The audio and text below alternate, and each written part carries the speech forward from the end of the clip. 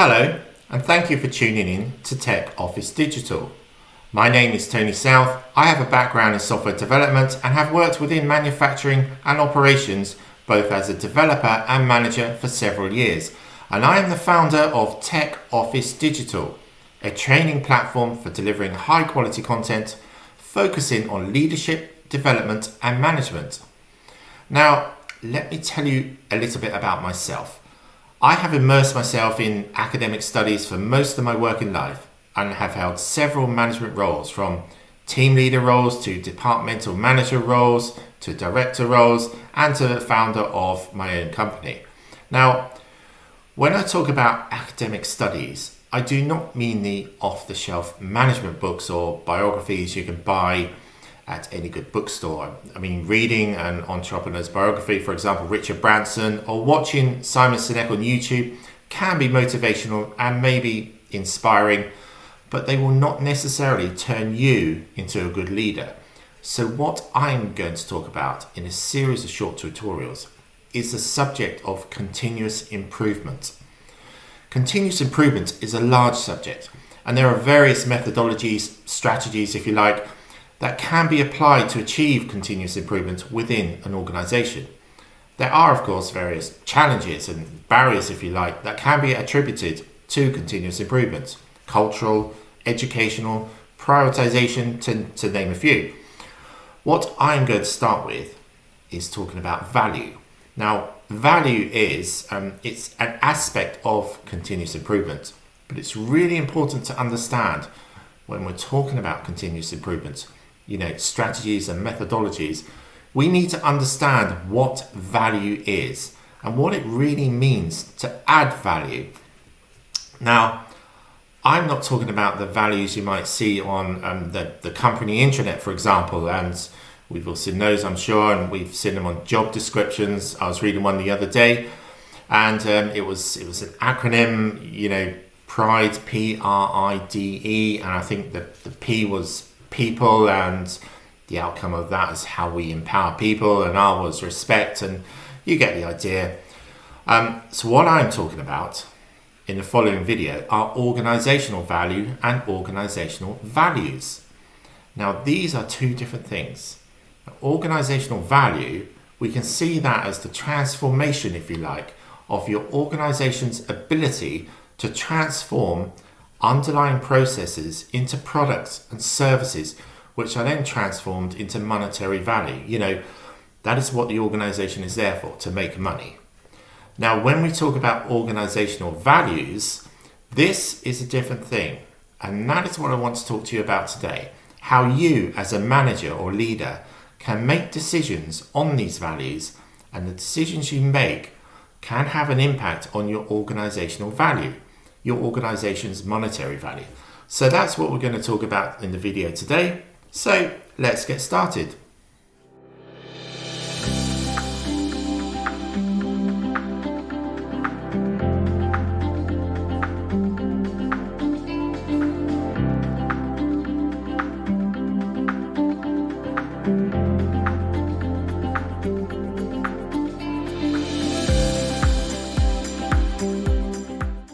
Hi, in this video, I will be introducing you to organizational value. The video helps explain what organizational value is and why it is important for leaders and managers to understand organizational value. So, let's get started.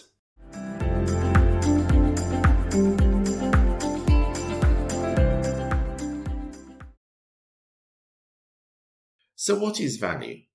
How do you define it? How do you create and sustain it? This is one of the most important concepts that any organizational leader and manager will have to address.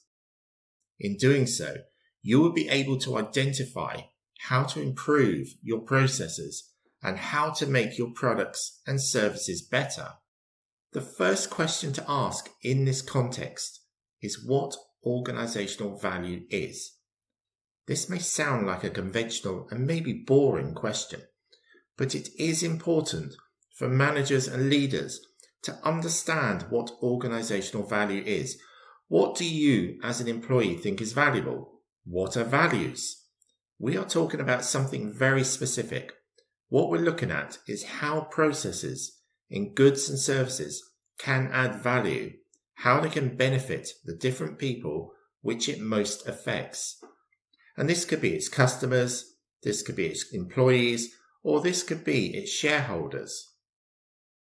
Traditionally, notions of organizational economic value were quite narrow, focused on the economic pursuit and creation of profit, and can be witnessed in the idealization of entrepreneurs and a prioritization of fiscal values.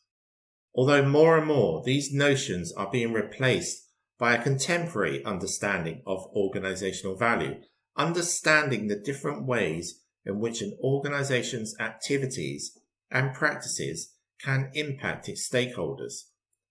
What do we mean by this? Well, let's firstly identify the organization's stakeholders. Who do you think they are? Can you list at least 3? Then let's look at the diverse and positive impact the organization's decisions can have on these.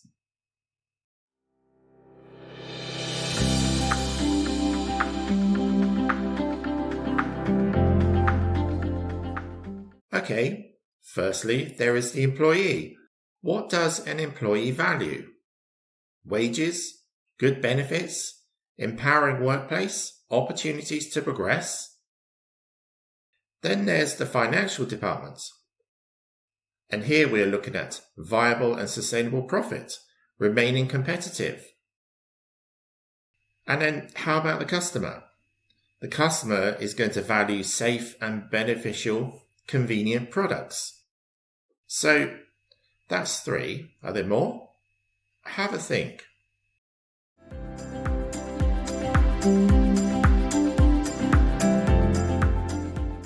So what about operational? Choosing quality suppliers, having efficient processes. These are operational values. Partnerships. Now, partnerships value having a fair and mutually beneficial relationship. And then managerial. Managers, they value having a clear authority and also a clear decision-making structure. And societal. And we often forget this, but societal is looking at the ways in which an organization, and that's any organization, has an impact on the wider society in which it operates. So it is really important to understand the difference between organizational value and values. It might be tempting to think that organizational value is the same as organizational values. Organizational values in this context means the deeper beliefs and assumptions and ideas that drive an organization, its culture, the way things are done, the underlying ideals which drive its purpose. Organizational value, however, is how these values are translated into improving processes and goods.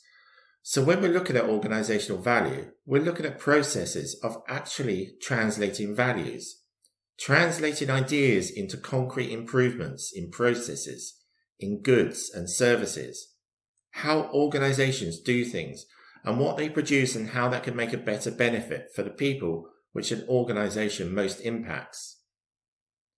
Now, some of this might seem quite small. It might be, for instance, that you find a better supplier. It could be innovative. Maybe you find a better way of doing something. Or it could be quite large and radical. It could be the introduction of a new product or better pay structure.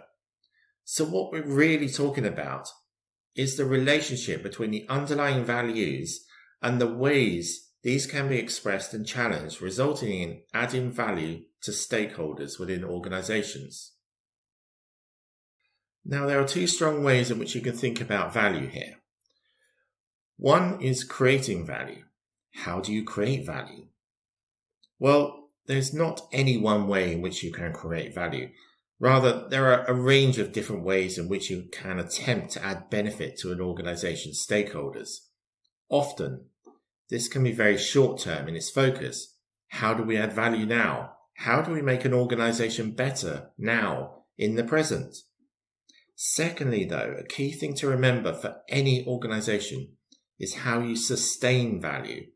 And that means looking at how all your processes and your goods and services are not just beneficial now, so what your organization does and produces, but helps it prepare for the long term.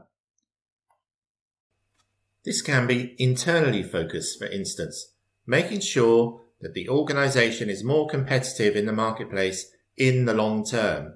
It could be very outward looking, meaning how your organization actually has strong impacts for ensuring that you have a progressive and sustainable and empowering social impact, or maintaining and helping you sustain your ecological environment so that you ensure the long-term survival of not just your organization, but the world in which it operates. The final point, though, is how do we expand organizational value? How do we think beyond and outside the box of traditional value considerations? So in this sense, it's not just about going and thinking about your different stakeholders, but also thinking about where you focus in terms of your value creation. Are there different types of values that could be created that you're ignoring? There are methodologies that can help. Focusing on quality control, adopting Kaizen activities such as knowing your customer, Gemba walks, and empowering people to effect change. And what are the ways in which new technologies and new social ideas can actually expand how you think about and try to create and sustain value? What is crucial to all these aspects of organizational values is the ability of these individuals, organizations, and society to become sources of value. So every decision you as a leader make regarding these aspects will have an effect on the overall value of the organization. For content like this, please consider registering. Or if you are watching this video on YouTube, please subscribe so that you will be notified of new content. If you like this video, please give it a thumbs up. It will be greatly appreciated. I really enjoy engagement, so please feel free to comment in the sections below.